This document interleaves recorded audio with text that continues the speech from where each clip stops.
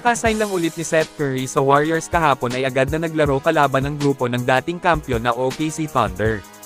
Kung saan nagpakita rin agad ito ng malaking impact sa Dubs, kamuntikan pa talaga nilang ma-comeback ang Oklahoma down 19 po sila sa first 2 quarter ng bakbakan. Pero gulat ang lahat nang mag-take over ang lahat ng mga bench ng GSW, sa pangunguna ni Pat Spencer at Seth Curry habang nakasuporta naman sina GP2 at Draymond Green.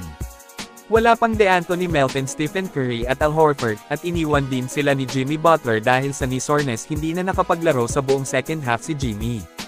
Paniguradong naramdaman ng dating champion ang patikim na lakas ng Dubs, Seth Curry lang ang naidagdag muntik pang mapahiya ang OKC. Dahil naglaro nga ang Big Three ng team nila, active pareho sina SGA, Jalen Williams at Chet Holmgren. Kinapos ang GSW na gaya ng inaasahan na natin kasi nga wala sa kanila ang 2-time MVP. Pati si Steph ay natulala sa ginawa ng kapatid na si Seth sa laban.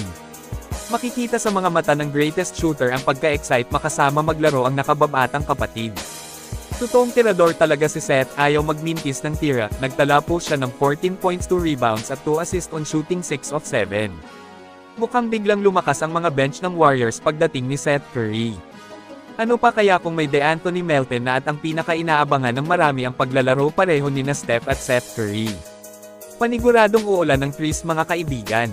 Ito sipatin natin ulit ang ginawa ni Seth Curry kontra OKC.